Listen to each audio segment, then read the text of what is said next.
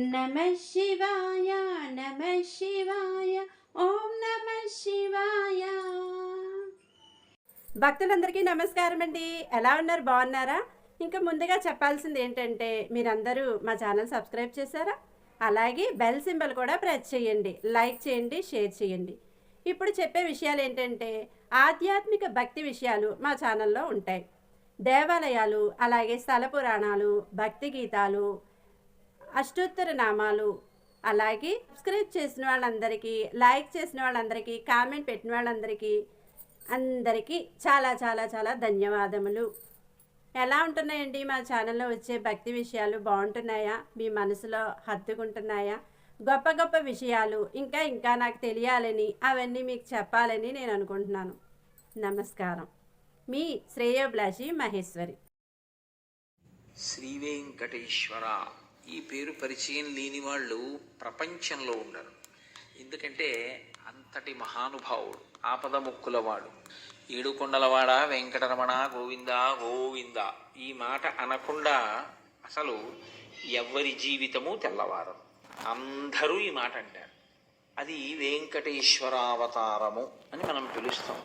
అవతారము అన్న మాట సరిగ్గా అర్థమైతే ఏ స్వామివారి తత్వం అయినా మనకి బాగా అర్థమయ్యేటటువంటి అవకాశం ఉంటుంది. అవతారము అన్న మాట మనం తరచుగా వాడుతుంటాం. రామావతారం, కృష్ణావతారం, పరశురామావతారం, వామనావతారం, ఇలా ఆ మూర్తి ఏ పేరు చేత పిలవబడింది అన్నది చెప్పి చివర అవతారము అని ఒక మాట వాడతాం. అవతారం అనగా ఏమి అంటే తార. ఈ మాట మీరు వినుంటారు. తార, తారాస్థితి అని. తారాస్థితిలో పాడుతున్నారండి అంటారు. అంటే బాగా పైకి ఉన్నటువంటి స్థితి.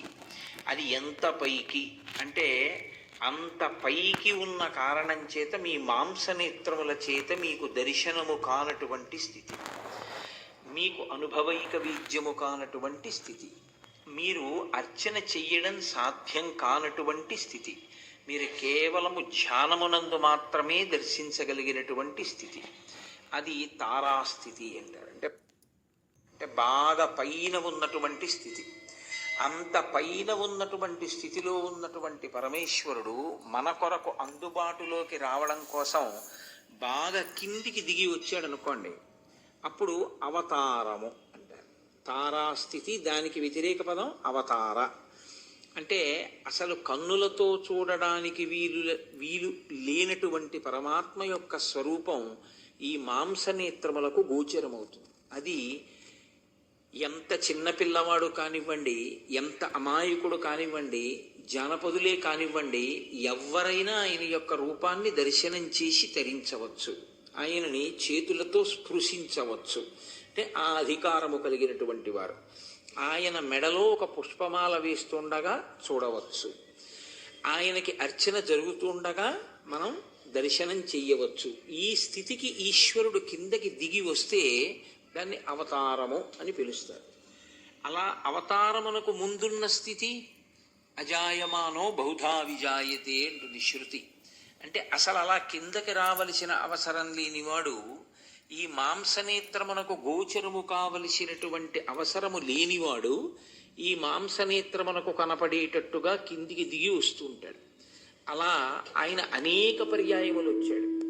అసలు నిజమునకు ఆయన స్థితి అది కాదు, కానీ ఆయన అలా కిందకు వస్తూ ఉంటాడు. ఎందుకు వస్తాను అన్నదానికి ఆయనే చెప్పాడు.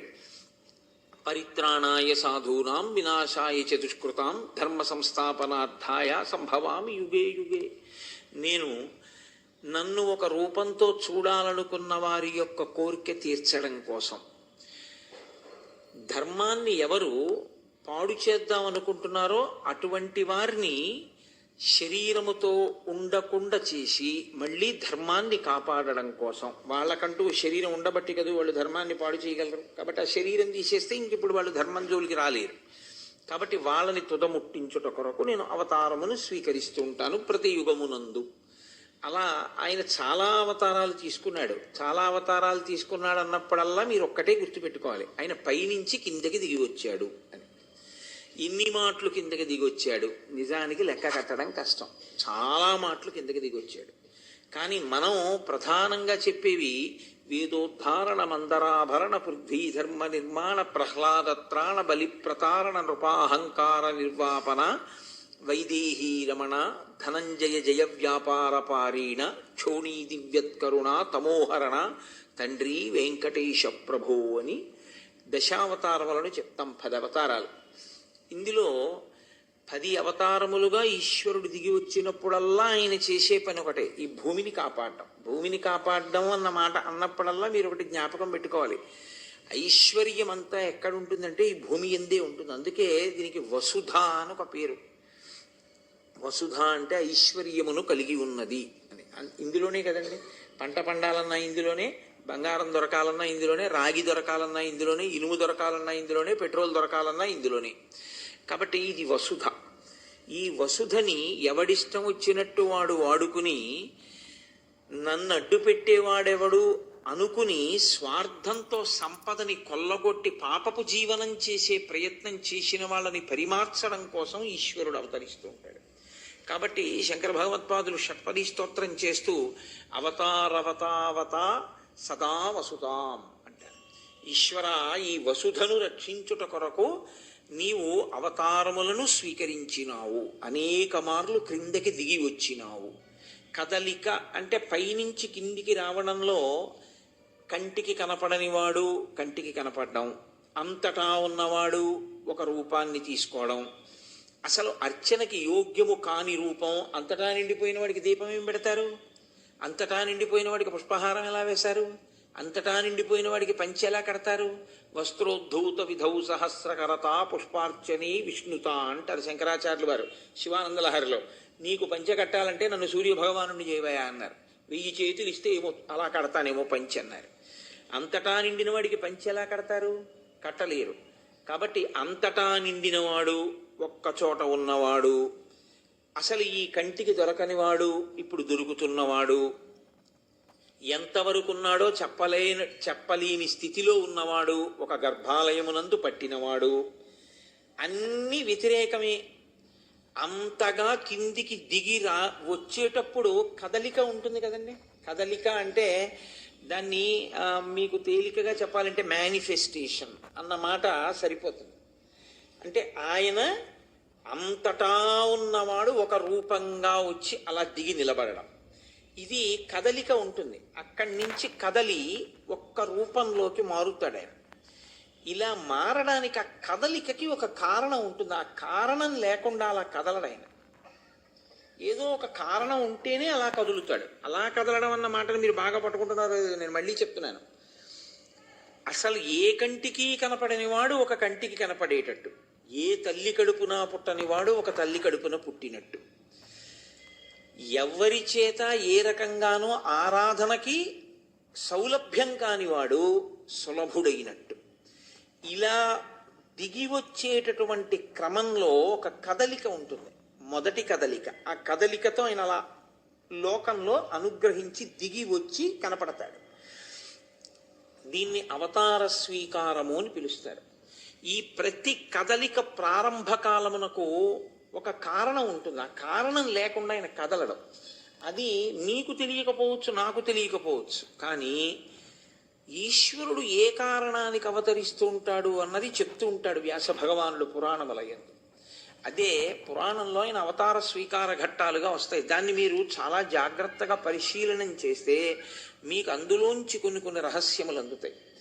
దశావతారములు ఒక ఎత్తు, మళ్ళీ ఇందులో యుగాలకి అనుసంధానం చేస్తూ ఒక మాట చెప్తారు. 10 అవతారాలు ప్రధానమైన అవతారములైన మళ్ళీ ఈ ప్రధానమైన అవతారాల్లో ఒక్కొక్క యుగానికి సంబంధించి ఒక్కొక్క అవతారాన్ని విశేషమైన దానిగా చెప్తారు. కృతేతు నారసింహో భూః త్రేతాయాం రఘునందన ద్వాపరే వాసుదేవశ్చ కలౌ శ్రీవేంకటనాయకః. ఈ శ్లోకాన్ని మీరు చాలా జాగ్రత్తగా పరిశీలనం చేయవలసి ఉంటుంది. పరిశీలనం చేస్తే అసలు ఈశ్వరుడికి మీకు ఉన్న అనుబంధం ఏమిటో మీకు తెలుస్తుంది. ఆ అనుబంధం తెలిస్తే భక్తి అన్న మాటకు అర్థం ఉంటుంది. ఆ భక్తి అన్నది తెలిస్తే ఉత్సవము అంటే అంటే తలెత్తి చూసి సంతోషంగా దాన్ని గమనించడం అన్నది అలవాటు. అసలు ఈ భావన లేదనుకోండి, అసలు లోపల అటువంటి తంత్రులు అల్లుకోలేదనుకోండి, అది యాంత్రికంగా ఉంటుంది. అది చేసే పని దాని యందు మనసు మగ్నమై చెయ్యడం అన్నది కుదరదు. అందుకే కృతేతు నారసింహో భూహుత్రేతాయాం రఘునందన, ఆయన కృతయుగంలో నరసింహస్వామిగా అవతరించారు. మీరు కొంచెం జాగ్రత్తగా పరిశీలించండి, నరసింహస్వామిగా ఆయన ఇప్పుడు అవతరించాడు. హిరణ్యకశిపుడు తపస్సు చేసినప్పుడు ఆయన అవతరించలేదు. నేను చావు లేకుండా ఉండాలి అన్నప్పుడు ఆయన కనపడలేదు. నేను ఇలాగే చచ్చిపోతాను అని ఆయనే కోరుకున్నాడు హిరణ్యకశిపుడు. అలా కోరుకున్నప్పుడు ఆయన కనపడలేదు. ఆయన కడుపున ఓ కొడుకు పుట్టాడు, హిరణ్యకశిపుడి కొడుకున, హిరణ్యకశిపుని యొక్క కడుపున. ఆ పుట్టినటువంటి పిల్లవాడు ఎంత చంపేద్దామనుకున్న తండ్రి చావు లేనివాడు అయ్యాడు. అది విచిత్రం. హిరణ్యకశిపుడు నాకు చావొద్దన్నాడు, అది కుదరదయా, ఇంకేమైనా కోరుకో అంటే ఇదిగో ఇలా చచ్చిపోతాను. గాలిన్ కుంభిని అగ్ని అంబువుల ఆకాశ స్థలిన్ దిక్కులన్ రేలన్ ఘస్రమలన్ తమ ప్రబల భూరిగ్రాహ వ్యాళాదిత్య నరాది జంతు కలహ వ్యాప్తిన్ సమస్త్రాస్త్ర శస్త్రాళిన్ మృత్యువు లేని జీవనము లోకాధీశ ఇప్పించవే. అవన్నీ మీరు విన్నదే. చాలా రాక్షసుల కోరికలు చాలా ఆశ్చర్యంగా ఉంటాయి. నువ్వు ఇంట్లో చచ్చిపోకూడదు, బయట చచ్చిపోకూడదు, పైన చచ్చిపోకూడదు, కింద చచ్చిపోకూడదు, రాత్రి చచ్చిపోకూడదు, పగల చచ్చిపోకూడదు, ప్రాణం ఉన్న దాంతో చచ్చిపోకూడదు, ప్రాణం లేని దాంతో చచ్చిపోకూడదు, ఇంట్లో చచ్చిపోకూడదు, బయట చచ్చిపోకూడదు, మనిషి చేతిలో చచ్చిపోకూడదు, మృగం చేతిలో చచ్చిపోకూడదు. ఆయన అన్నాడు బ్రహ్మగారు తథాస్తు అంటే ఇప్పుడు ఈయన అనుకున్నాడు ఈయనను చంపేవాడు ఎవరనుకున్నాడు. నీకే ఇన్ని ఆలోచనలుంటే నిన్ను పుట్టించిన వాడికి ఎన్ని ఆలోచనలు ఉంటాయి. ఆయన రాలేడిలా. కానీ మీరు ఒకటి గమనించండి, హిరణ్యకశిపుడు ఇలా వరం కోరుకోగానే అలా నరసింహస్వామిగా వచ్చి ఆయన చంపేయగలడు కదండి. చంపేయాలి అనుకుంటే నరసింహావతారం ఎప్పుడో రావక్కర్లేదు, వెంటనే వచ్చి ఈ కోరిక కోరుకుని స్వస్తి అని బ్రహ్మగారు అక్షతలేయగానే అట్నుంచి నరసింహావతారం వచ్చి వీడిని చంపేయచ్చు. కానీ వచ్చాడా? అలా రాలేదు. హిరణ్యకశిపుడు ఎంత పాప జీవనం చెయ్యాలో అంత పాప జీవనము చేశాడు, ఊరుకున్నాడు. పరమభక్తుడైనటువంటి తన కడుపున పుట్టినటువంటి కొడుకు మీద పగ పెంచుకున్నాడు. పగ పెంచుకుని ఆ పిల్లవాడిని చంపేస్తానన్నాడు. ఒక్కటే కారణం, శ్రీమన్నారాయణుడికి నమస్కరిస్తున్నాడు, చంపేస్తాను. ఇప్పుడు చంపేయడానికి లోకంలో ఎన్ని సాధనములు ఉంటాయని అనుకుంటామో అన్ని సాధనములను ప్రయోగించాడు. విషం పెట్టాడు, ఏనుగులతో తొక్కించాడు, పర్వతాల మీద కిందికి దోశాడు, అగ్నిగుండాల్లో పడేశాడు, పావులతో కరిపించాడు, గదలతో మోదించాడు, శూలాలతో పొడిపించాడు. ఈ పిల్లవాడు చావలేదు. అరే ఈ పిల్లవాడు ఎలా చచ్చిపోతాడని చావు లేకుండా ఉండాలని వరం కోరుకున్నవాడు బెంగపెట్టుకున్నాడు. అది విచిత్రం. ఎలా బ్రతుకుతున్నాడు ఆ పిల్లాడు? భక్తితో బ్రతుకుతున్నాడు. భక్తితో బ్రతికిన కారణం చేత చావు రాలేదు. భక్తితో బ్రతికినప్పుడు అన్న మాటని మీరు ఒకటి అర్థం చేసుకోవాలి చాలా జాగ్రత్తగా. భక్తితో అంటే ఊరికే తులసి దళాలతో పూజ చేయడం, లేకపోతే ఈశ్వరుడికి సేవలు అనడం, పూజామందిరంలో కూర్చుని పూజ చేస్తూ ఉండడం, స్తోత్రాలు చదువుతూ ఉండడం కాదు భక్తి అన్న మాటకు అర్థం. విస్తృత పరిధిలో భక్తి అన్న మాటకు అర్థం ఏమిటో తెలుసా అండి? ఈశ్వరుడు ఎలా బ్రతకమన్నాడో అలా బ్రతకడం. అదే భక్తి అన్న మాటకు అర్థం. రోజు రాత్రి తండ్రి గారు పడుకున్నప్పుడు తండ్రి గారి కాళ్ళు పట్టి ఉదయం నిద్ర లేచిన దగ్గర నుంచి తండ్రి గారికి అప్రతిష్ట తెచ్చే పనులు చేసిన వాడు చిన్న కొడుకు. రోజు తండ్రి గారికి రాత్రి కాళ్ళు కూడా పట్టకపోయినా, నాన్నగారండి మంచినీళ్ళు తాగుతారా అని ఒక గ్లాసులు మంచినీళ్ళు ఇచ్చి నాన్నగారి పేరు ప్రఖ్యాతుల్ని దృష్టిలో పెట్టుకుని తండ్రి గారి గౌరవం ఇనుమడించేటట్టుగా బ్రతికినటువంటి వాడు పెద్ద కొడుకు. తండ్రికి ఎవరి మీద ప్రేమ ఉంటుంది? ఎవరి మీద సంతోషం ఉంటుంది? తన కాళ్ళు పడుతున్నాడు, తనకి కుర్చీ వేస్తున్నాడని రెండో వాడిని ప్రేమిస్తాడా? చిచి, వీడు బయటికి వెళ్ళి వీడు ప్రవర్తించే ప్రవర్తనకి నైను సంపాదించుకున్న పేరు ప్రఖ్యాతులు పోతున్నాయి అని బాధపడతాడు. తన కాళ్ళు పట్టకపోయినా తనకి నిరంతరం వచ్చి కూర్చుని ఆయనకి సేవలు చేయకపోయినా తండ్రి ఎలా బ్రతకమన్నాడో అలా బ్రతికేటటువంటి కొడుకుని చూసి ఆయన వల్ల తనకి పేరు వస్తే, ప్రఖ్యాతి వస్తే దానికి తండ్రి సంతోషిస్తాడు. భక్తి అన్న మాటకు అర్థం ఈశ్వరుని చేత మనకు అందియబడినటువంటి వేదము మనని ఎలా బ్రతకమందో అలా బ్రతకడమే భక్తి.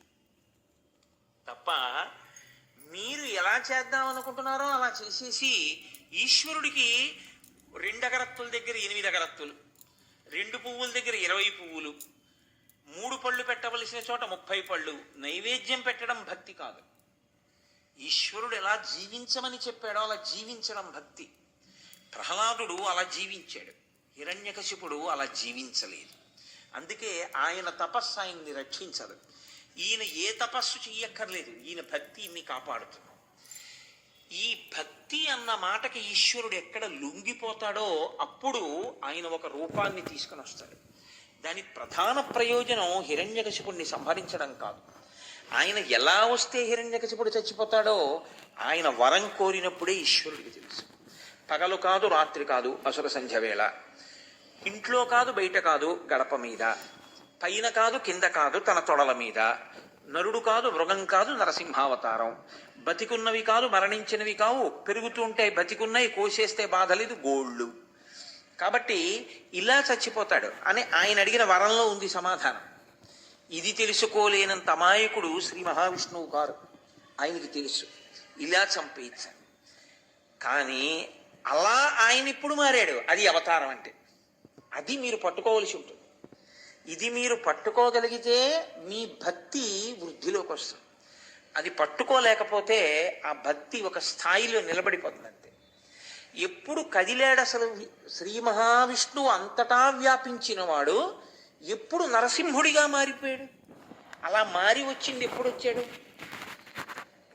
ఎన్ని మాటలు ఆ పిల్లవాడి జోలికెళ్ళి ఎన్ని మాటలు భగవంతుని మీద భక్తి ప్రకటనాన్ని ప్రహ్లాదుడు చేసినప్పుడు కూడా రానటువంటి నరసింహావతారం ఒక్క పరీక్షాకాలమునందు వచ్చింది. హిరణ్యకశిపుడు ఒక ప్రశ్న వేశాడు ప్రహ్లాదుణ్ణి. వజ్జలు నేర్పని ఈమది మజ్జాతుడవైన నీకు మరి ఎవ్వరిచే నుజ్జానమయ్య బాలక తజ్జనులం పేరుకొనుము తగ నామ్రోలం అన్నాడు. నీకిది గురువులు చెప్పలేదు. చెప్పకుండా నీకు పరమేశ్వరుడు ఒకడు ఉన్నాడని, వాడు సర్వవ్యాపి అని, వాడు రక్షిస్తాడని, వాడిని భజించాలని నీకెవరు చెప్పారు? నీకు ఎవరు చెప్పారో వాళ్ళ పేరు నాకు చెప్పన్నాడు. ఆయన అన్నాడు, అది చెప్పడానికి పేర్లు ఎందుకు నాన్న? ఈశ్వరానుగ్రహం ఉంటే అర్థమవుతుంది. ఈశ్వరానుగ్రహం లేకపోతే అంధేందూదయముల్, మహాబధిర శంఖారావముల్, మూక సద్గ్రంథాఖ్యానముల్, అలాగే ఏదో కృతఘ్నావళి బంధుత్వంబులు, క్రోడ సద్గంధంబుల్, ఇవన్నీ హరిభక్తి వర్జితుల వృధారిక్త సంసారముల్. భక్తి లేనటువంటి వాడి జీవితం అలా ఉంటుంది. కాబట్టి నాన్న, ఏదో పంది దగ్గర సువాసన పెట్టినట్టు, కృతజ్ఞుడైన వాడు బంధువైనట్టు, యజ్ఞం అంతా అయిపోయి పూర్ణాహుతి కూడా అయిపోయిన తర్వాత అందులో హవిస్సు వేసినట్టు, ఇలాంటి పనులు ఎలా ఉంటాయో భక్తి లేకుండా బతికే వాళ్ళ జీవితం అలా ఉంటుంది నాన్న అన్నాడు. అంటే ఆయన అన్నాడు, ఇన్ని చెప్తున్నావు కదా, ఎక్కడున్నాడు ఈశ్వరుడు అని అడిగాడు. ఆయన అన్నాడు, ఎక్కడున్నాడు ఈశ్వరుడు అని అడుగుతున్నావు, ఆ ప్రశ్న తప్పు. ఎక్కడ ఈశ్వరుడు లేడని అడుగు. అంతటా ఈశ్వరుడు నిండి ఉన్నాడు. ఎక్కడున్నాడు ఈశ్వరుడు ఏమిటి? కాబట్టి ఆ ప్రశ్న లేదు అసలు. ఎక్కడ లేడు ఈశ్వరుడు అనవలసి ఉంటుంది అంతే ఎవరైనా. అంతేకాని ఎక్కడున్నాడు ఈశ్వరుడు అని అడిగితే అది అర్థం లేని మాట. కాబట్టి ఇందుకలడందులేడని సందేహము వలదు చక్రి సర్వోపగతుండు, ఎందెందు వెదకి చూచిన అందందే కలడు దానవాగ్రని వింటే. పిల్లవాడు తనకున్నటువంటి నమ్మకంతో, విశ్వాసంతో, ధైర్యంతో, భక్తితో చెప్పేశాడు. అందు అంటే నాన్న అంతటా ఉన్నాడు. నీకు చూసే కన్ను ఉండాలి, కానీ ఆయన ఇక్కడున్నాడు అక్కడున్నాడు ఏంటి, అంతటా ఉన్నాడు అన్నాడు. ఇప్పుడు లేచాడు ఆయన సింహాసనంలోంచి. హరి సర్వాకృతులంకలండనచు ప్రహ్లాదిండు భాషింప సత్వరుడై ఎందును లేడనుచు దైత్యుండు సుతున్ తర్జింప శ్రీనరసింహాకృతి దాల్చనచ్యుతుడు నానాజంగమస్థావరోత్కర గర్భంబుల అన్ని దేశముల ఉద్దండ ప్రభావంబునన్నారు పోతనయ్య. పిల్లాడంటున్నాడు అంతటా ఉన్నాడన్నాడు, అనగానే నిచ్చాడు. వీడిప్పుడు దొరికాడు. అంతటా ఉన్నాడన్నాడుగా, అంతటా ఉన్నాడన్నప్పుడు అంతటా ఉన్నాడంటున్నావు, ఇందులో ఉన్నాడా అన్న చూపుడు వేలి తిప్పి ఆపితే నేను ఎక్కడ ఆపానో అక్కడ నాకు ఈశ్వరుణ్ణి చూపించాలి. అక్కడ సాకారం అవ్వాలి. ఇప్పుడు ఈశ్వరుడు పాల నిండా ఉన్నటువంటి నెయ్యి బాగా చిలికి వెన్న తీసి తోడు పెట్టి ఆ వెన్న తీసి దాన్ని అగ్నిహోత్రం మీద కరిగిస్తే నెయ్యగా మారి కనపడినట్టు అంతటా నిండినటువంటి ఈశ్వరుని దాల్చాలి, కదలాలి. ఇప్పుడు ఇది కదలికంటే అవతారం అన్న మాటకు అర్థం అది. ఆయనకి తెలుసు నరసింహావతారంగా రావాలి. ఎందుకు రావాలి? హిరణ్యకశిపుడిని చంపడానికి. కనపడడం అంటూ జరిగితే హిరణ్యకశిపుడు ఉండడుగా. కనపడడం అంటూ జరిగితే హిరణ్యకశిపుడు లేడనుకుంటున్న వాడికి కనపడాలి. అసలు కనపడడం అంటూ జరగడం అన్నది ప్రహ్లాదుడి విషయంలో ఉండదు, ఎందుకంటే ఆయనకి ఎప్పుడూ కనపడుతున్నాడు అంతటా. కాబట్టి ఇప్పుడు ఆ వేలు ఎక్కడ పెడతాడో హిరణ్యకశిపుడు కదిలాడు. ఆయన వెంటనే ఎలా కదిలాడో తెలుసా అండి? అది భాగవతంలో గొప్ప ఘట్టం. నానాజంగమ స్థావరోత్కర గర్భంబుల అన్ని దేశములను దండ ప్రభావంబునన్. ఇది అది అని లేదు, ఈ విశ్వమంతటా ఒక పెద్ద నారసింహము నిండిపోయింది. అంతటా స్తంభాలలో, నేలలో, గాలిలో, ధూళిలో, అన్ని చోట్ల ఈ బ్రహ్మాండమే ఒక పెద్ద నారసింహము. ఇప్పుడు హిరణ్యకశిపుడి వేలెక్కడాగుతుందో అక్కడి నుంచి బయటికి వస్తాడు. కాబట్టి అంతటా నిండినవాడు నరసింహుడిగా మారిన క్షణం ఉందే, అది అవతారము. ఇది ప్రకటనం అంటారు. ఇప్పుడు కనబడతాడు మాంసనేత్రానికి. ఎప్పుడు కనబడ్డాడు? ఇందులో ఉన్నాడా అన్నాడు. అనుమానమా అన్నాడు ప్రహ్లాదుడు. అంతే, గద పెట్టి ఒక్క దెబ్బ కొట్టాడు. ఎందుకని? ప్రహ్లాదుడు అయితే నమస్కారం పెడతాడు, ఆయన అయితే వైరభక్తి కదండి. ఇందులో ఉన్నాడంటే కొట్టాలి, యుద్ధం చేయాలి. కాబట్టి గద పెట్టి కొట్టాడు, వచ్చాడంతే బయటికి. ఇప్పుడు మీరు జాగ్రత్తగా పట్టుకోవాలి. ఎందుకు కదిలాడు ఈశ్వరుడు? హిరణ్యకశిపుడి కోసం కదిలాడా? ప్రహ్లాదుడి మాట నిజం చేయడం కోసం కదిలాడా? ప్రహ్లాదుడి మాట నిజం చేయడానికి కదిలాడు. తనని నమ్ముకున్న ఒక పిల్లవాడు అన్న మాట నిజం చెయ్యడానికి అంతటా నిండి నిబిడీకృతమైన ఈశ్వరుడు అంతటా నారసింహముగా నిండి ఒక స్తంభంలోంచి బయటకు వచ్చాడు. ఇది ఆయన కారుణ్యము, ఇది ఆయన దయ. భక్తుల పట్ల ఆయనకుండేటటువంటి ప్రీతి, ఆ ప్రీతికి అలా ఆవిష్కృతమవుతాడు. అందుకే భక్తుణ్ణి మించిన శక్తి లోకంలో ఇంకోటి ఉండదు. ఆయన మాటకి ఈశ్వరుడు కూడా వశుడైపోతాడంతే, లొంగిపోతాడు. ఇందుచేత ఆయన కారుణ్యమూర్తి. ఈశ్వర అన్న మాటలో అంతర్లీనమేమి? పరమ కారుణ్యమే. అంతటి దయ కలిగిన వాడు. ఆయనని మీరు నమ్మి ఉండగా, ఆయన చెప్పినట్లు మీరు బ్రతుకుతుండగా మిమ్మల్ని చెనకగలిగిన వాడు లోకంలో ఉండడు. కాబట్టి నరసింహావతారం ఈశ్వర కారుణ్యమును, భక్తుల యొక్క విశ్వాసమును నిరూపణం చేసింది. అవతారముగా ఎందుకు కదులుతాడో చూపించింది. స్పష్టంగా చూపించినటువంటి రూపం. వామనావతారంగా రాలేదా అండి అని మీరు అంటారేమో. వామనావతారంగా అమ్మ కడుపులోంచి అలా వచ్చేసాడు, అసలు ఓ పిల్లవాడిగా వచ్చేసాడు. ఇది అలా కాదు. ఈ రావడంలో ఒక గమ్మత్తుంది. అంతటా నిండినవాడు అకస్మాత్తుగా నరసింహుడయ్యాడు. కాబట్టి ఈ కారుణ్యమును ఆవిష్కరించుట, భక్తుల పట్ల ఆయనకున్నటువంటి దయని చూపించుట, అదే సమయంలో అనుషంగిక ప్రయోజనంగా ధర్మాన్ని పాడు చేసే వాళ్ళని నాశనం చెయ్యడం, ఇన్నింటిని ఏకకాలమునందు ఈశ్వరుడు ఎలా సాధిస్తాడు, ఆ కదలిక ఎలా ఉంటుందో చూపిస్తుంది నరసింహావతారం. కాబట్టి కృతేతు నారసింహో భూత్రేతాయాం రఘునందన. కృతయుగంలో నరసింహస్వామిగా వస్తే త్రేతాయుగంలో రామచంద్రమూర్తిగా వచ్చాడు. రామచంద్రమూర్తిగా ఎలా కనపడ్డాడు? ఎప్పుడు కనపడ్డాడు? అక్కడ ఒక భక్తుడి ప్రార్థనకు వచ్చాడు, ఇక్కడ ప్రార్థనకే వచ్చాడు. ఎవరి ప్రార్థనకు వచ్చాడో తెలుసా అండి? దశరథ మహారాజు గారు పుత్రకామేష్టి చేసుకుంటున్నారు. ఇప్పుడు వస్తారు దేవతలు, కానీ మన కంటికి కనపడరు, మనకు ఆ శక్తి పోయింది ఉపాసన లేక. కానీ ఆనాడు దేవతల్ని చూసేవాళ్ళు ప్రత్యక్షంగా ప్రజలు వచ్చి వాళ్ళ సభలో కూర్చున్నారు. బ్రహ్మగారు కూడా వచ్చి కూర్చున్నారు. పెద్ద ఆయన వస్తే మరి కష్టాలు చెప్పుకోవద్దు. కాబట్టి వాళ్ళు అన్నారు, నైనం సూర్య ప్రతిపతి పార్శ్వే న మారుత చిలోర్మిమాలీతం దృష్ట్వా సముద్రోపి న కంపతే. అది వాళ్ళు చెప్పిన మాట. వాళ్ళన్నారు, రావణాసురుడు తిరుగుతుండగా సూర్యుడు గట్టిగా ప్రకాశించకూడదు. ఆయన అంతఃపురంలో ఉన్నాడు, ఆయన బాగా రోహిణీ కార్తి చూపించవచ్చు. రావణుడు బయటికి వచ్చాడు, హేమంత ఋతువులో ఉండాలంతే. నైనం సూర్య, గట్టిగా ఆయన ప్రకాశించకూడదు.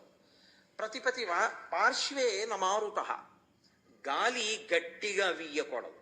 ఆయన ఉత్తరీయం కదిలిందనుకోండి, వాయువు యొక్క ఉత్పత్తి ఏమి అని అడుగుతాడు ఆయన. కాబట్టి వాయువు ఆయన దగ్గర గట్టిగా వీచడు. ఆయన వెళ్ళి సముద్రం దగ్గర ఇలా నిలబడ్డాడు అనుకోండి, సముద్రోపి నకంపతే, దాంట్లోంచి కెరటాలు రావు. సముద్రం నదిలే అయిపోతుంది, అన్ని తరంగాలు ఆగిపోతాయి. ఎందువల్ల?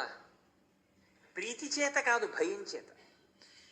పంచభూతములను ఇంత భయపెడుతున్నాడు, ఇది చెప్పడానికి వాళ్ళు ఒక్క శ్లోకంలో చెప్పారు. ఇంత భయపెట్టడానికి కారణం ఏమిటో తెలుసా పితామహ? మీరిచ్చినటువంటి వరం. ఎవరి చేత చావడన్నారు, ఇంత భయపెడుతున్నాడు. ఇక మా పరిస్థితి చెప్పేది ఏముంది? సముద్రమే భయపడి, గాలే భయపడి, సూర్యుడే భయపడితే ఋషులం మా పరిస్థితి ఏం చెప్పమంటారు? దేవతల పరిస్థితి బిక్కు బిక్కుమంటూ బతుకుతున్నాం. మీరు ఆ వరం ఇచ్చారే, మరి ఎలా చనిపోతాడు అతను? అంటే బ్రహ్మగారు అన్నారు, అతను మనుష్యులను అడగలేదు, వానరములను అడగలేదు, కాబట్టి మనుష్యుడి చేతిలో మరణిస్తాడన్నాడు. అనగానే దశరథ మహారాజు గారు యజ్ఞం చేస్తున్న చోట మనుష్యులు ఉండరండి. మనుష్యుడు చంపుతాడు అనగానే ఏ మనిషి అయినా లేచి అయితే నేను చంపేస్తానండి. నిజంగా చంపగలడా? మనుష్యుడైనంత మాత్రం చేత చంపలేడు. ఎక్కడి రావణుడు, ఎక్కడి తేజస్సు. కాబట్టి ఎక్కడ తొందరపడి వీళ్ళు వెళ్ళిపోతారో, రావణుడి చేతిలో మరణిస్తారోనని ఎవ్వరూ అడగకపోయినా వీళ్ళు చెప్పుకున్న బాధలు చూసి కరిగిపోయిన హృదయము కలిగిన వాడై, ఏ తస్మిన్నంతరే విష్ణు రూపయాతో మహాద్యుతి శంఖచక్రగదాపాణి పీతవాస జగత్పతి. అంతటా నిండిపోయినటువంటి విష్ణువు ఒక్కసారి ఒక రూపాన్ని తీసుకుని సభలోకి దిగారు. అది అవతారం అంటే. కనపడ్డారు కంటికి. సశంఖచక్రం సకిరీటకుండలం సపీత వస్త్రం సరసీరుహేక్షణం సహార వక్ష స్థలశోభి కౌస్తుభం నమామి విష్ణుం శిరసా చతుర్భుజం. ఆయన శంఖచక్ర గదా పద్మములతో కూడిన 4 భుజములు కలిగిన వాడై వనమాల ఆ కౌస్తుభము మొదలైనటువంటి అలంకారములతో శ్రీవత్సం అనేటటువంటి పుట్టుమచ్చతో పచ్చటి పట్టుపంచ కట్టుకున్నవాడై కోటి సూర్యుల ప్రభాభాస పగిది ఆ సభామంటపంలోకి వచ్చి నిలబడ్డాడు. అంతటా నిండినవాడు రూపుగా వచ్చి అక్కడ నిలబడ్డాడు. నిలబడి వెంటనే ఆయన అన్నాడు, మీరు తొందరపడక, ఎవ్వరూ వెళ్ళక్కర్లేదు. హత్వా క్రూరం దురాత్మానం దేవర్షీణాం భయావహన్ దశవర్ష సహస్రాణి దశవర్ష శతాని చ. నేను రాజ్యాన్ని పాలిస్తాను. నేను రావణుణ్ణి చంపేస్తాను. ఎందుకు చంపేస్తానో తెలుసా? క్రూరం దురాత్మానం, కారణం లేకుండా చంపడాయన. క్రూరుడయ్యాడు, దురాత్ముడయ్యాడు. దేవర్షీణాం భయావహం, ఆయన ఋషుల్ని భయపెడుతున్నాడు, దేవతల్ని భయపెడుతున్నాడు. వాళ్ళు నన్ను నమ్ముకుని బతుకుతున్న వాళ్ళు, వేదాన్ని నమ్ముకుని బతుకుతున్న వాళ్ళు. నన్ను నమ్మి వేదాన్ని నమ్మి బ్రతుకుతున్న వాడి జోలికి వెళ్ళినటువంటి వాడు నా చేతిలో మడిసిపోవలసిందే. నా భక్తుణ్ణి రక్షించడానికి నేను రావలసిందే. కాబట్టి వస్తాను. వచ్చి చంపి వెళ్ళిపోను. దశవర్ష సహస్రాణి దశవర్ష శతాని చ. మనుష్యుడంటే పనికి మాలిన వాడు అనుకుని కదా వరం అడగలేదు. అసలు మనుష్యుడి చేతిలో చావకుండా ఉంటానని వాడెంతటి వాడని కదా వదిలేశాడు. మనుష్యుని గొప్పతనం ఏమిటో నిరూపించడానికి ఈ భూమండలం మీదుండి 11,000 సంవత్సరములు నేను రాజ్యపాలన చేస్తాను.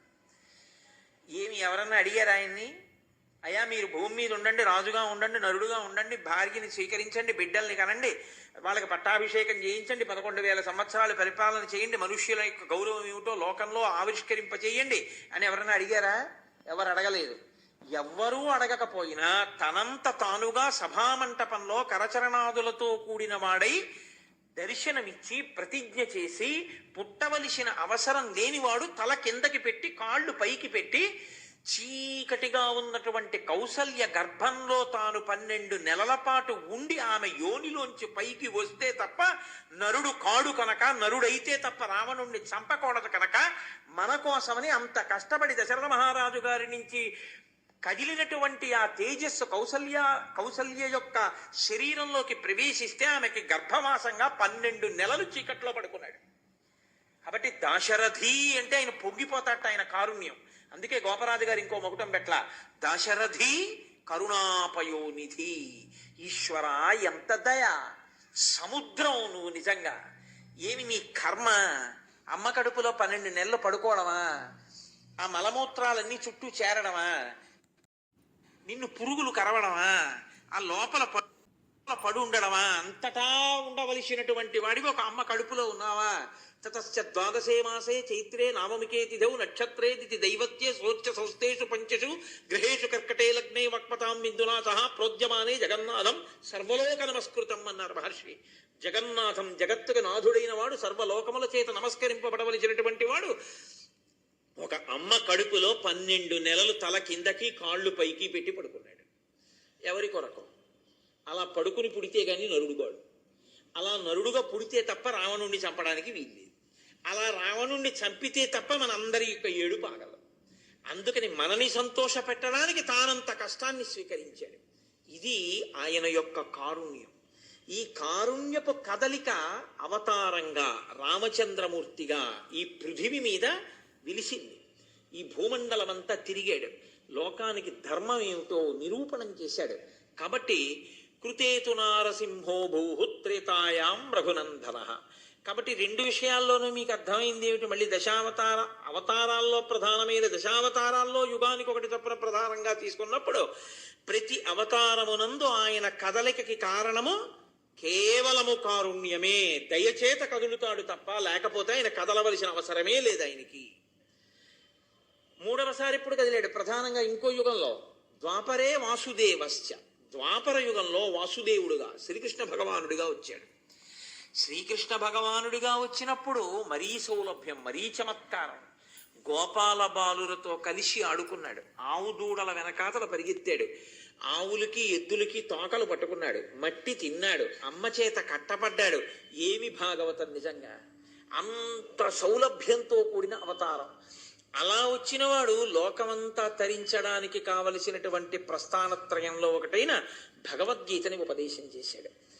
మహానుభావుడై కృష్ణం వందే జగద్గురుం, లోకంలో జగద్గురువై మనకి భగవద్గీతను అందించాడు.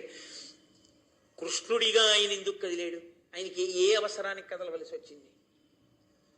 ఎవరైనా ప్రార్థన చేశారా? కంసుడి ఉద్ధటి తట్టుకోలేకపోతున్నాం, ఈశ్వర మీరు రండి వచ్చి ఆ కంసుడిని చంపండి అని అడిగిన వాళ్ళు ఎవరైనా ఉన్నారా? మరి దేని కొరకు వచ్చాడు ఆయన? కేవలము దయ. ఈ దయ ఎప్పటిదో తెలుసా అండి?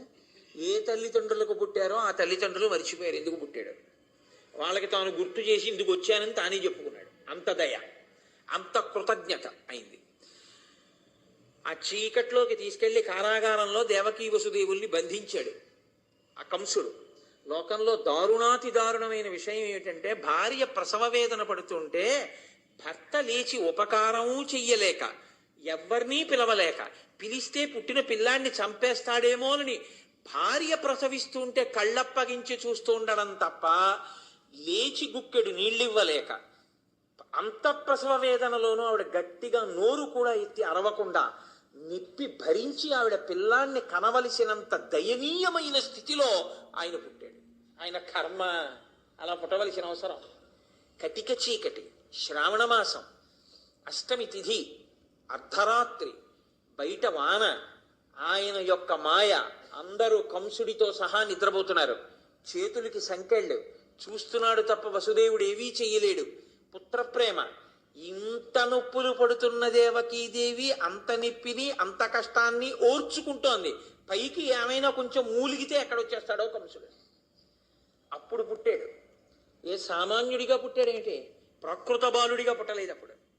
అది కృష్ణావతారంలో ఉన్న గొప్పతనం. జలధరదేహు నాజాను చతుర్బాహు సరసీరుహక్షు విశాలవక్షు జారు గదా శంఖచక్ర పద్మ విలాసు కంఠ కౌస్తుభమణి కాంతిభాను కమనీయ కటిసూత్ర కంకణ కేయూర శ్రీవత్సలంచనంచిత విహారు మరుకుండల ప్రభాయుత కుంతలలాటు వైఢూర్య మణిగణ వరకిరీటు బాలు పూర్ణేందు రుచిజాలు భక్త లోకపాలు సుగుణాలవాలు కృపావిశాలు చూచి తిలకించి పులకించి చోద్యమంది ఉబ్బి చెలరేగి వసుదేవుడు ఉత్సహించే అన్నారు పోతన గారు. ఆ పిల్లవాడు ప్రాకృత శిశువుగా పుట్టినవాడు ఒక్కసారి మహానుభావుడు సాక్షాత్ శ్రీ మహావిష్ణువై ఆ కారాగారంలో ప్రకాశించి తానే దేవకీ వసుదేవులకి చెప్పారు. లోకంలో ఏ పిల్లవాడు పుట్టినప్పుడు తల్లిదండ్రులు, పిల్లవాడు ఏడుస్తాడు, తల్లిదండ్రులు ముద్దెట్టుకుంటారు. ఒక్క కృష్ణావతారంలో గమ్మత్తు ఏమిటో తెలుసా అండి? ఆయనకి వీళ్ళు నమస్కారం చేశారు ఇద్దరు. సర్వము నీలోనిదిగా సర్వము నీలోనిదిగా సర్వాత్మయు ఆత్మవస్తు సంపన్నుడవై సర్వమయుడవ నీకును సర్వేశ్వర లేవులోను సంధులు వెలయన్నది దేవకీదేవి. ఈశ్వర, అంతటా నిండిపోయినటువంటి స్వరూపానివి, ఆత్మస్వరూపివి, అటువంటి వాడివి ఇవాళ మాంసనేత్రానికి కనపడేలా నా కడుపున పుట్టావా తండ్రి ఏంది. వసుదేవుడు ప్రార్థన చేశాడు. అప్పుడు ఆయన అన్నాడు, ఒకానొకప్పుడు ఇప్పటికి 3 జన్మల క్రితం మీ ఇద్దరు పృష్ణి సుతపుడు అనబడే పేర్లతో జన్మించారు. మీ ఇద్దరు 12,000 దివ్య సంవత్సరములు తపస్సు చేశారు నా కొరకు. నేను మీకు దర్శనమిచ్చాను. అతి దుర్లభమైనటువంటి మోక్షాన్ని మీరు అడగలేదు. నా వంక చూసి నాలాంటి కొడుకు కావాలని అడిగారు. నాలాంటి కొడుకుని ఇవ్వాలంటే నేనే తప్ప ఇంకొకడు లేడు. మీరు నన్ను అడిగిన కారణానికి, అంత కష్టపడి తపస్సు చేసినందుకు నాలాంటి కొడుకు కావాలని మీరొక్కసారి అడిగితే 3 మార్లు అన్నది సత్యం గనక 3 మాటలు మీ కడుపున పుట్టాను పిల్లవాడిగా. ఒకసారి మీరు పృష్ణి సుతపుడు అన్న పేరుతో ఉంటే నేను పృష్ణి గర్భుడు అన్న పేరుతో పుట్టాను. వేరొక పర్యాయం మీరు అదితి కశ్యపులుగా ఉంటే నేను వామనమూర్తిగా జన్మించాను. ఇప్పుడు మీరు దేవకీ వసుదేవులుగా ఉంటే కృష్ణ పరమాత్మగా ఆవిర్భవించాను. ఇది 3వసారి నేను ఇచ్చిన వరం సత్యం. ఈసారి మీరు ప్రేమ చేతనో కొడుకనో మీ మనసుని నా దగ్గర పెట్టి నన్నే స్మరణ చేసిన కారణం చేత ఇక మీకు కూడా ఇదే చిట్ట చివరి జన్మ, మీరు నాలో కలిసిపోతారు అని ప్రకృత శిశువు అయిపోయి వసుదేవుడితో చెప్పాడు, నన్ను ఇలా తీసుకెళ్ళు అన్నాడు. యమున దాటించాడు. ఆ శౌరికి జరవసగను ప్రకాశోద్దత తుంగ భంగ కలిత ధరా సాకాశయగు యమున పూర్వము సీతేశునకు పయోధి త్రోవ ఇచ్చిన భంగిన్. ఒకనాడు రామచంద్రమూర్తికి సముద్రం దారిచ్చినట్టుగా యమున కృష్ణ పరమాత్మని తీసుకుని వసుదేవుడి ఎడుతుంటే దారిచ్చేసి. ఏమి వాళ్ళకి జ్ఞాపకం ఉందా? దేవకీ వసుదేవులకి ఈ పుట్టిన పిల్లాడు శ్రీ మహావిష్ణువు అని వాళ్ళకి జ్ఞాపకం లేదు. వాళ్ళకి జ్ఞాపకం లేకపోయినా తను జ్ఞాపకం చేశాడు. శ్రీ మహావిష్ణువుగా దర్శనమిచ్చాడు, తల్లిదండ్రుల్ని కాపాడాడు. ఇది 3వ జన్మ అన్నాడు. మీరు తపస్సు చేసినందుకు 3వసారి ఆవిర్భవించాను అన్నాడు. ఇప్పుడు మీరు గమనించండి, 3 సార్లు ఆయన కదలడానికి కారణం వాళ్ళు చేసిన ఒక్క తపస్సుకి, ఒక్క వరానికి 3 మాటలు ఆయన అలా పుట్టవలసిన అవసరం ఆయనకు ఉందా? కానీ కారుణ్యం. కాబట్టి ఈశ్వరుని కదలికలో అవతారము అంటే క్రిందికి దిగి వచ్చుట. ఎప్పుడెప్పుడు అలా దిగొచ్చినా అందులో ఉండేది దయ మాత్రమే. దయచేత కదులుతాడు. తర్వాత అనుషంగిక ప్రయోజనం వేరే ఉంటుంది. ఆ కృష్ణ పరమాత్మగానే కౌరవుల వధకి కారణమయ్యాడు. ఆ కృష్ణ పరమాత్మగానే రాక్షస సంహారానికి కారణమయ్యాడు. ఆ కృష్ణ పరమాత్మగానే జగదాచార్యుడై భగవద్గీత ఆవిర్భావానికి కారణమయ్యాడు. ఆ కృష్ణ పరమాత్మగానే భక్తులైనటువంటి అర్జునాదులను ఉద్ధరించాడు. కానీ ప్రధాన ప్రయోజనం మాత్రం కృష్ణ పరమాత్మగా ఆయన ఆవిర్భవించడం అత్యంత దయతో. తన గురించి తపస్సు చేసినటువంటి ఆ పృష్ణి సుతపుడు వీళ్ళిద్దరి కోరిక తీర్చడానికి వాళ్ళకి జన్మల తర్వాత విస్మృతి కలిగిన జ్ఞాపకం చేసి మరీ వచ్చాడు. కాబట్టి ఆయన కృతయుగంలో నరసింహుడిగా వచ్చినా, త్రేతాయుగంలో రామచంద్రమూర్తిగా వచ్చినా, ద్వాపర యుగంలో కృష్ణ భగవానుడిగా వచ్చినా ఆయన కదలికకి కారణం మాత్రం దయా. తర్వాత కదలికలు ఉంటాయి, ఇంకా అనేక కదలికలు ఉంటాయి అవతారంలో. నరసింహుడిగా చాలా కదలిక ఉంది, రాముడిగా అబ్బో ఎంత కదలికుందో మీ అందరికీ రామాయణంలో విన్నదే. కృష్ణుడిగా ఎంత కదలికుందో. ఆ కదలికలన్నిటిలోనూ ఆయన నోటితో కూడా మాట్లాడుతూ ఉంటాడు, చెప్తూ ఉంటాడు. రాముడిగా ఎంతో ప్రబోధం ఉంది. ఆయన మాట్లాడినటువంటి విషయాలు అనేక ఉన్నాయి. రామో దీర్ణాభిభాషతే, ఆ మాట ఒక్కటి చాలు. నాకు 2 మాటలు తెలియవమ్మా అన్నాడే. నేను ఏకపత్ని వ్రతుణ్ణి అన్నాడు. మనుష్యులు ఎలా బ్రతకాలో ఆయన నేర్పి చూపించాడు, అలా మాట్లాడి చూపించాడు. కృష్ణుడు సరే భగవద్గీతనే ఉపదేశం చేశాడు. ఇలా కృతయుగంలో నరసింహుడిగా, త్రేతాయుగంలో రాముడిగా, ద్వాపర యుగంలో కృష్ణుడిగా ఎవరు కదిలి అవతార స్వీకారం చేశారో వాడే కలియుగంలో కూడా కదిలి వెంకటేశ్వరుడిగా వచ్చాడు. కలౌ వెంకటనాయక, కలియుగంలో ఆయనే వెంకటనాయకుడిగా వచ్చాడు. అయితే ఇక్కడ ఒక గమ్మత్తు. అక్కడ పుట్టినప్పుడు ప్రార్థనలు జరిగాయి, అక్కడ పుట్టినప్పుడు తపస్సు ఉంది. అక్కడ పుట్టినప్పుడు ఎవరికో కష్టం ఉంది, అక్కడ పుట్టినప్పుడు ఎవరో కనీసం ఈశ్వరుడు వస్తే బాగుండన్న స్పృహ ఉన్న వాళ్ళు ఉన్నారు. ఇక్కడ అలా ఏమైనా ఉందా ఆయన రావడానికి? అసలు అది పరిశీలనం చేస్తే వెంకటరమణుడి పట్ల భక్తితో ఎందుకు ఉండాలో అర్థం అవుతుంది. లేకపోతే వెంకటరమణుడు ఎంతసేపు ఎందుకు గుర్తొస్తాడంటే ఎప్పుడూ కోరికలకి గుర్తొస్తాడంతే. ఏ కోరిక లేకుండా ఆయన్ని చూడడానికి వెళ్ళడం అనేటటువంటిది జీవితంలో ఎప్పుడూ ఉండదు. ఎందుకంటే ఏదో కోరిక, ఏదో ఆపద, ఓసారి ఏడుకొండల వాడి దగ్గరికి వెళ్ళి వస్తూ ఉండడు. అందుకే పనికొస్తూ ఉంటాడు ఆయన.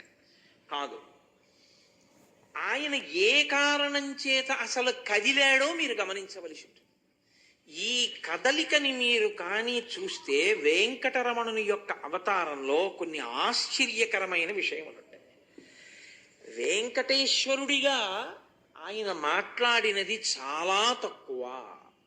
అసలు మాట్లాడలేదని నేను అన్నాను, ఆయన మాట్లాడారు, చాలా కాలం మాట్లాడారు. కానీ ఆయన లోకానికి మాటలతో చెప్పిన దానికన్నా ఆయన సంకేతంతో చెప్పింది, ఆయన యొక్క కథలో, ఆయన యొక్క కదలికలో, ఆ అవతార వైశిష్ట్యంలో ఆయన మనకి ఎన్నో నేర్పేశాడు. అసలు అది గమ్మత్తు.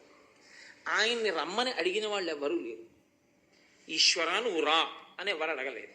ఎందుకు అడగలేదో తెలుసా అండి? కలవు వెంకటనాయక, కలియుగంలో వచ్చాడు. కలియుగంలో ఆయన ఒక తల్లి కడుపున పుడితే కృష్ణుడనో రాముడనో ఎవరో ఒకళ్ళు పేరు పెట్టడం ఉంటుంది. విశ్వామిత్రుడు, వశిష్ఠ మహర్షి పెట్టారు రామ అని పేరు. ఏదో కృష్ణ గర్గుడు పెట్టాడు. వామన తల్లిదండ్రులే పొట్టిగా ఉన్నారని అలా పిలిచారు. కానీ అసలు వెంకటేశ్వర ఈ పేరు ఎవరు పెట్టారు? ఏ ఋషి అన్నా పెట్టాడు ఆయనకి ఆ పేరు? లేకపోతే ఆయన ఏదో తల్లిదండ్రులకి ఒక అవతారంలా దిగి వచ్చినప్పుడు ఆయన ప్రకటనమై ఒకరికి కనపడితే మొదట ఎవరైనా ఆయనకి ఇలా నామకరణం చేశారా? ఆయనకి బాల్యము అన్న అవస్థ ఏమైనా ఉందా? రాముడికి ఉన్నట్టే, కృష్ణుడికి ఉన్నట్టే, వామనమూర్తికి ఉన్నట్టే వెంకటరమణుడికి బాల్యం ఏమైనా ఉందా? అసలు ఆయన ఎందుకు ప్రకటనమైనట్టు, ఎక్కడ ప్రకటనమైనట్టు, దానికి కారణం ఏమిటి, ఎందుకు కదిలినట్టు మరి ఆయన? ఇది మీరు పరిశీలనం చేస్తే అప్పుడు మీరు వెంకటేశ్వరావతారమును గూర్చి పరిశీలనం చేసినట్టు.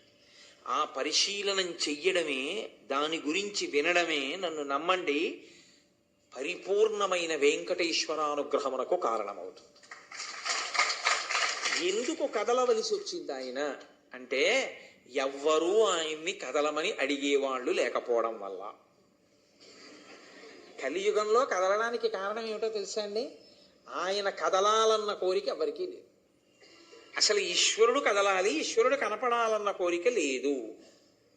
యథార్థం అంతే చెప్పాలి. ఎందుకో తెలుసా అండి? అందుకే ఆయన పేరు వెంకటేశ్వరుడిని పెట్టుకున్నాడు. ఎవ్వరూ పెట్టలేదు, ఆయనే పెట్టుకున్నాడు. వేం పాపం కటతే యస్మాత్ పాపదహన శక్తిత వెంకటాచలమిత్యేవా నామదేవస్తథా జగుహో అంటుంది భవిష్యోత్తర పురాణం. వేం అంటే పాపం పెట్టుకోవడం. వెంకటేశ్వరుడు, వెంకటేశ్వరరావు అని పేరెట్టుకుంటారు. పెళ్లి కార్డులో రాసేటప్పుడు వెంకటేశ్వరరావు అని రాస్తారు. వెం అన్న మాటకు అర్థం లేదు. వేం దీర్ఘం ఉంటే పాపం. వేం పాపం. కటేశ్వరుడు అంటే కట అంటే తొలగించుట.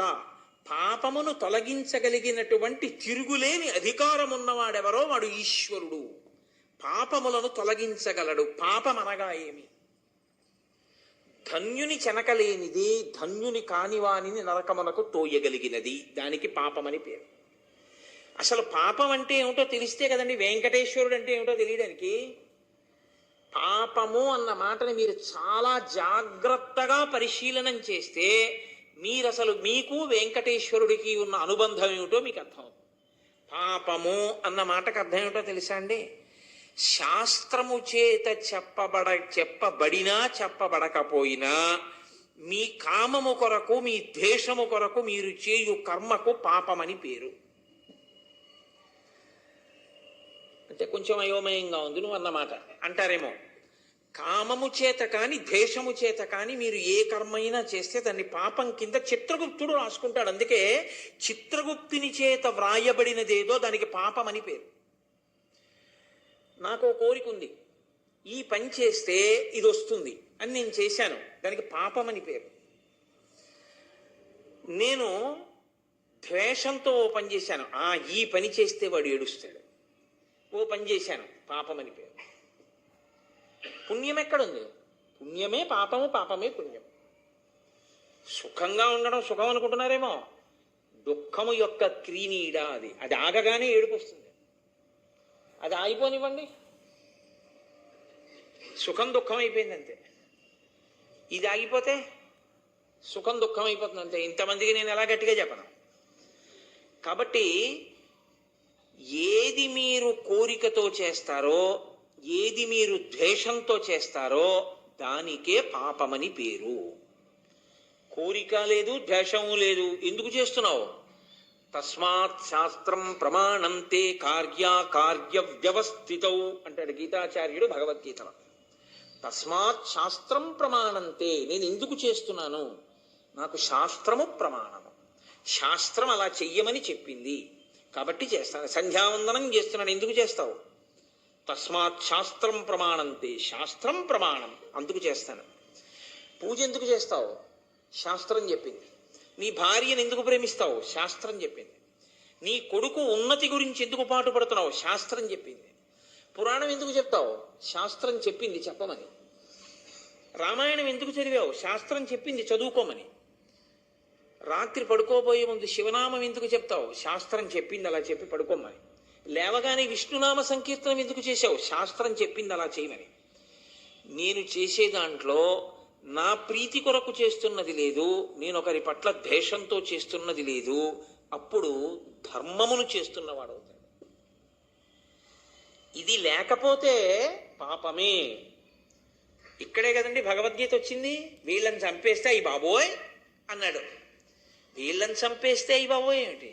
శాస్త్రము నిన్నేది చేయమందో అది నువ్వు చేయడమే. ఒక న్యాయమూర్తి ఉరిశిక్ష వేశాడు. న్యాయమూర్తి ఖాతాలో పాపం పడుతుందా? పడదు. ఆయన ఉరిశిక్ష వేయకుండా వదిలేస్తే లోకం పాడైపోతుంది. ఉరిశిక్ష వేసిన న్యాయమూర్తికి పాపము లేనట్టే శాస్త్రము నిన్ను చెయ్యమన్న పనులు నువ్వు చేసుకుంటూ వెడితే నీకు పాపం లేదు, పుణ్యం లేదు. నీవు కోరికలతో చేస్తూ ద్వేషంతో చేస్తుంటే అదే పాపము. కానీ పాపమన్న మాటకు అర్థం ఏమిటో తెలుసా అండి? కర్తయందు ప్రవేశించున్నది అని దానికి ఒక అర్థం. అది ఏం చేస్తుందంటే ఇది చాలా బాగుందనిపిస్తుంది. ఇలా చెయ్యొద్దనే వాళ్ళు లేకుండా ఉంటే ఎంత బాగుండో అనిపిస్తుంది. కోరికతో చేస్తున్నాడు ఒక పని, అలా చేయకూడదు అని మీరు అన్నారనుకోండి, ఈ మొహం ఇంకెలా చేయాలి అంటాడు. ద్వేషంతో చేస్తున్నాడు ఒక పని, చెయ్యొద్దు అన్నారనుకోండి, చేయకుండా అలా ఉండడం. కోరికతోనూ చెయ్యకుండా ద్వేషంతోనూ చెయ్యకుండా చెయ్యాలి. ఈ రెండిటికి కారణం ఏదో తెలుసా అండి? మూలం అహంకారం. కర్తృత్వం పెట్టుకుంటాడు. నేను ఇది చేస్తున్నాను. ఎందుకు చేస్తున్నావు? దానికి ఒక లక్షణం చెప్తాడు. నేను దయతో చేస్తున్నాను, కరుణతో చేస్తున్నాను, ఏదో బాధ కలిగి చేస్తున్నాను. ఇవన్నీ కామమే. అంటే దాని ఎందు ఏది ఉంటుందంటే, అందుకే మిమ్మల్ని కర్మలు పట్టుకుంటాయి, బంధిస్తాయని దానికి కారణం అదే.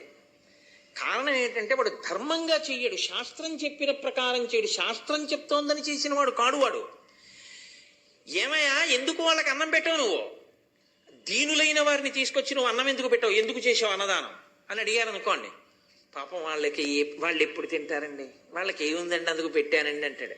అంటే వాళ్ళకి లేదు, నీకుంది. నీకుందని పెట్టావే, వాళ్ళకి లేదని నువ్వు జాలిగా చూస్తున్నావే, అందులో నీ అహంకారం ఉంది. పైకి కనపడదు, దాగి ఉంటుంది. అది ఏం చేస్తుందో తెలుసా అండి? బంధనం వేస్తుంది. అహంకారములోంచి పుట్టిన క్రియ అది. కాబట్టి పట్టుకుంటుంది. ఎందుకు చేస్తున్నావు అని అడిగారు అనుకోండి, శాస్త్రం చెప్పిందయా, ఉన్నవాడు లేనివాడికి పెట్టాలని శాస్త్రం చెప్తోంది. కాబట్టి ఈశ్వరుడు చెప్పాడు కాబట్టి నేను పెడుతున్నాను. నేను పెట్టడం ఏమిటి? ఇచ్చినవాడు పెట్టిస్తున్నాడు నా చేత. కాబట్టి పెట్టినవాడను నేను కాను, పుచ్చుకున్నవాడు ఆయన కాదు. ఈశ్వరుడు పెట్టించాడు, ఈశ్వరుడు పుచ్చుకుంటున్నాడు. తస్మాత్ శాస్త్రం ప్రమాణంతే, నాకు ఆ శాస్త్రము ప్రమాణము. శాస్త్రవాక్కును అనుసరించి నేను చేస్తున్నాను. ఇది ఎలా ఉంటుందో తెలుసా అండి? మట్టిలో ఉండిపోయిన రాగి గిన్నెని చింతపండుతో తోమడం మొదలు పెట్టినట్టు ధార్మికమైనటువంటి క్రియాచరణము చేత భక్తి బాగా పండి దాని వలన జ్ఞానము కలిగి దాని వలన మోక్షమును పొందుతాడు. ఇది చాలా చాలా కష్టం, అంత తేలిక విషయం ఏం కాదు. ఇది ఇతర యుగములలో చాలా తక్కువగా ఉండేది. కృతయుగంలో కానీ, ద్వాపర యుగంలో కానీ, త్రేతాయుగంలో కానీ దీని స్పర్శ తక్కువ.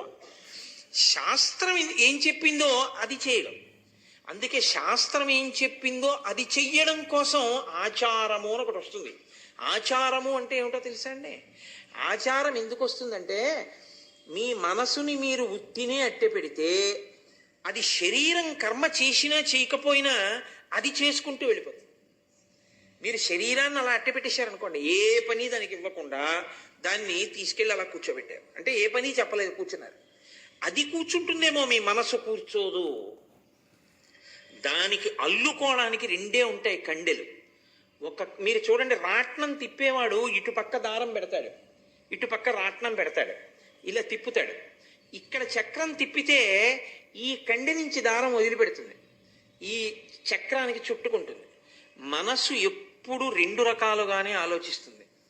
మూడో అవసరం దానికి లేదు, రాదు కూడా. మూడో రకంగా కానీ అది వెళ్ళిందంటే అది లయం అవుతుంది, అందుకని అది వెళ్ళదు. అది ఎప్పుడు ఏం చేస్తుందో తెలుసండి, ఒకటి ప్రీతితో స్మరణ చేస్తుంది. ఒకటి చేస్తే ప్రీతి, మా అమ్మాయి, మా అబ్బాయి, మా ఆవిడ, అందుకు చేస్తుంది.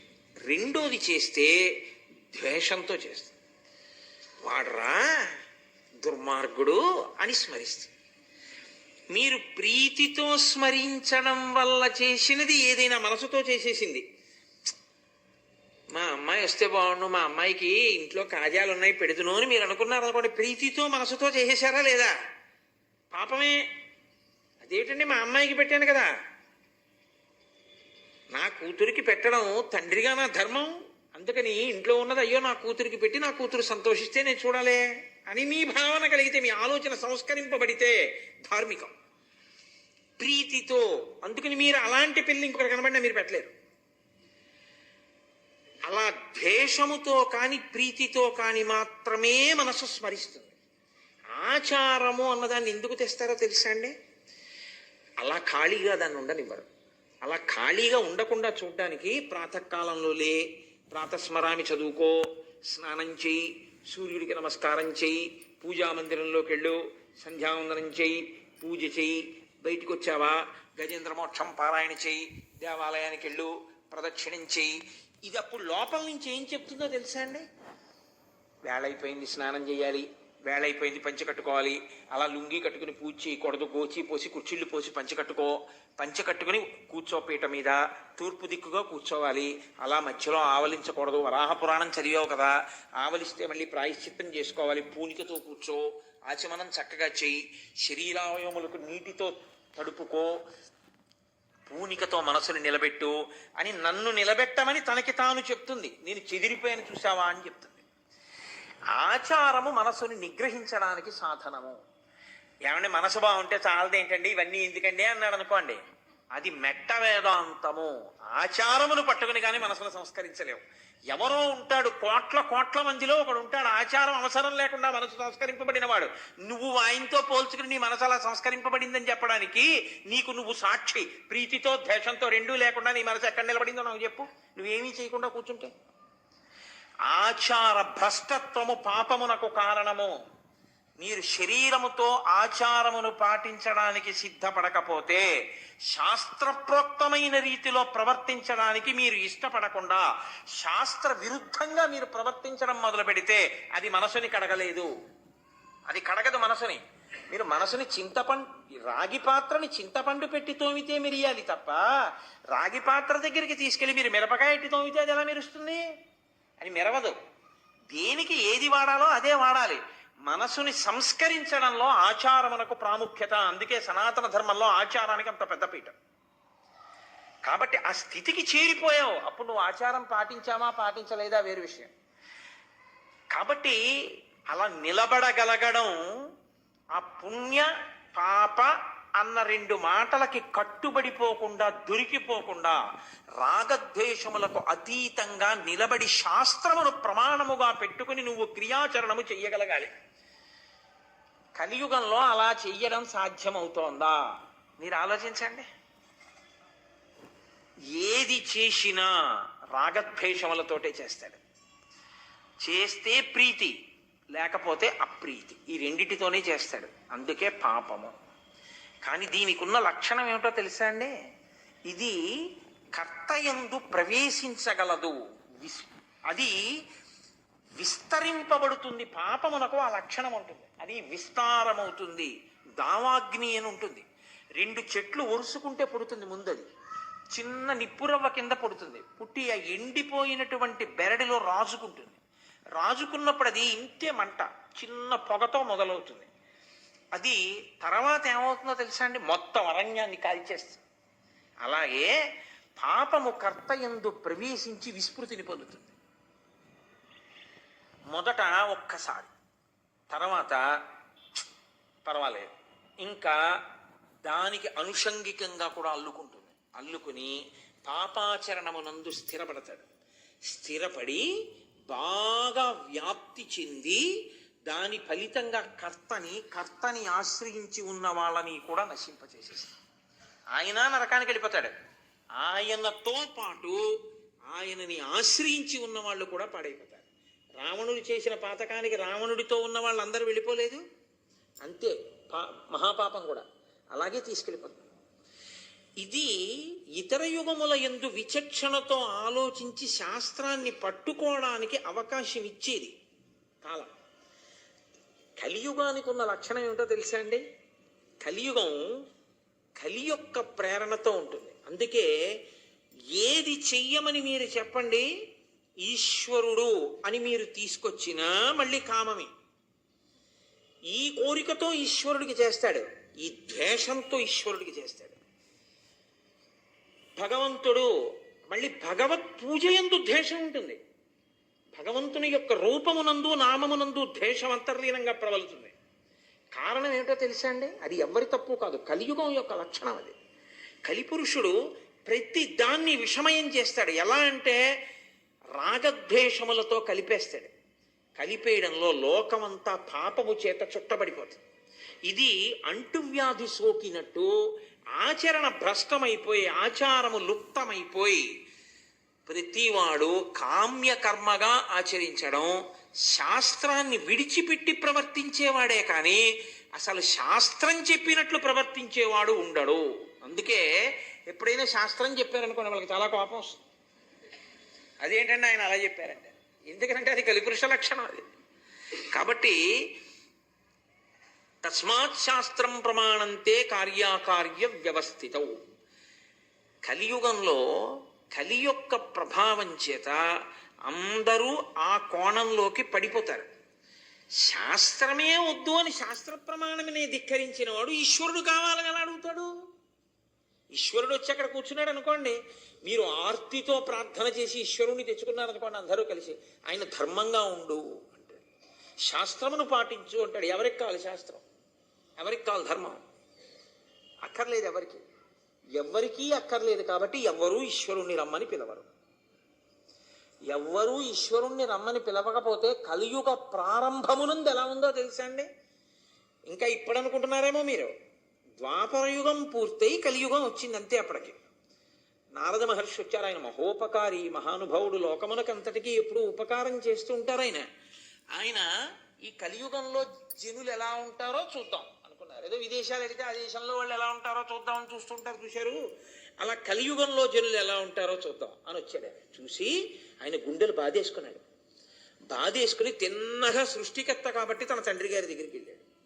వెళ్ళి ఆయన అన్నాడు, నాన్న ఏమిటి నాన్న ఈ అన్యాయం అన్నాడు. ఏమైందిరా అన్నాడు ఆయన. కమలాక్షు నర్చించ కానక కామించి కమలాక్షులతోడ కాలంబు గడుపువారు, రాజీవనేత్రుని సేవింపనొల్లక రాజదైవంబని భ్రమయువారు, శ్రీనాథునేనాడు పూజింపనొల్లక శ్రీమంతులగుట కాంక్షించువారు, నారాయణుని చేరు దారి నూహింపక దారుణాగంబుల తగులువారు, ముక్తి అను పల్కు ఎరుగక భుక్తి మార్గ సాధనాకైక చిత్తులై కష్టములు పొందువారలై ధరాతలమున ప్రజలు పతితులగుట చూచి నేను చింతింతునో అబ్జగర్భ అన్నాడు. ఓ తండ్రి బ్రహ్మ, కలియుగ ప్రారంభం ఎలా ఉందో తెలుసా? కమలాక్షు నర్చించ కానక కామించి కమలాక్షితో కాలంబు గడుపువారు. స్వీకరించింది ధర్మపత్నిగా, చేసిన దీక్ష ఒక్కటి ఉండదు జీవితంలో భార్యతో కలిసి. భార్యని ధర్మపత్నిగా స్వీకరించి దీక్ష స్వీకారం చేయడం, ఇద్దరు కలిసి చెయ్యాలి దీక్ష చేస్తే. రామాయణం చదవండి, ఇద్దరు కలిసి పడుకున్నారు పూజామందిరంలో. అసలు అలా చెయ్యడు, ఆమె కామపత్ని, ఆవిడ్ని చూస్తే తన దీక్ష ఎక్కడ పోతుందో అంటాడు, ఇంకేమి దీక్ష. కాబట్టి కామించి కమలాక్షులతో ప్రొద్దు గడుపువారు, ఎప్పుడు స్త్రీ బలహీనతతో జీవితాన్ని గడుపుతున్నవాడే తప్ప పరమేశ్వరుణ్ణి పట్టి పట్టి చూద్దామని, లోపలికి చూద్దామన్న తాపత్రయం లేదు. ఎంతమందిలో ఉన్నా తాను మనవలు పుట్టినవాడైనా సిగ్గెగ్గులు లేకుండా పట్టి పట్టి ఆడవాళ్ళని చూస్తూ ఉంటాడు కామదృష్టితో. నాన్న అలా ఉన్నారు అక్కడ లోకులు. 2, రాజీవలోచను పూజింపనొల్లక రాజదైవం పని భ్రమయువారు. ఒక్కనాడు పంచె కట్టుకుని భగవంతుని యొక్క మందిరంలో కూర్చుని ఈశ్వరుడికి వాడు జీవితంలో పంచోపచారములు చేయడు,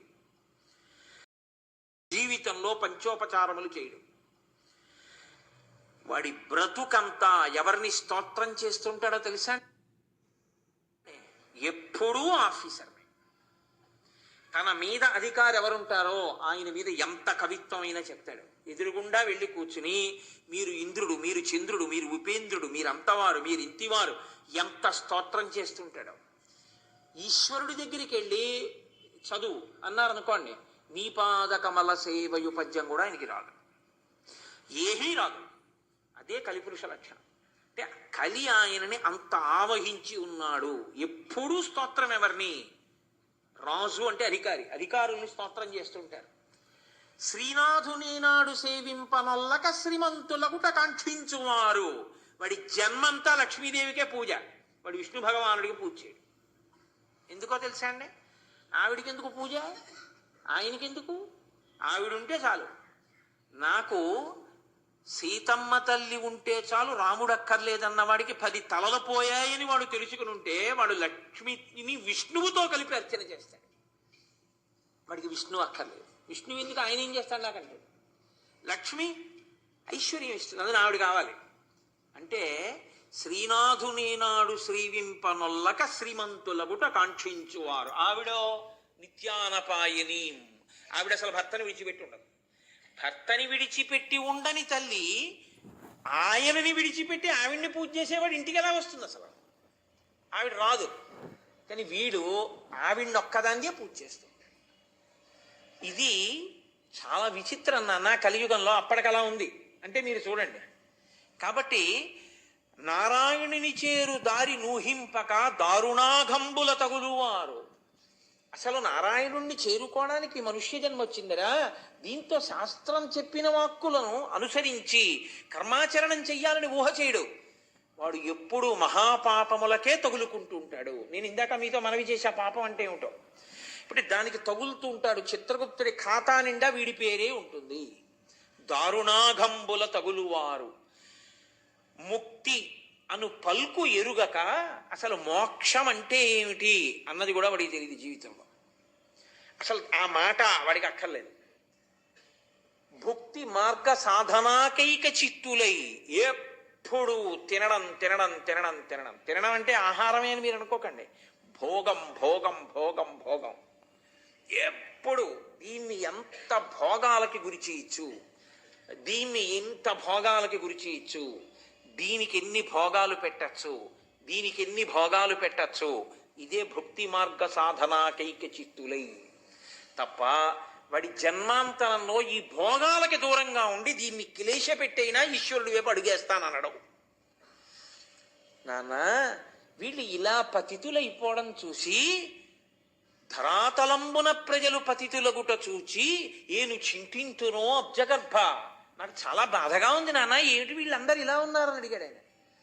కాబట్టి కలియుగము అన్న దాంట్లో కలి యొక్క లక్షణమేమి అనగా విశేషమైనటువంటి పాపకర్మ వైపుకి తీసుకెడుతుంటాడు.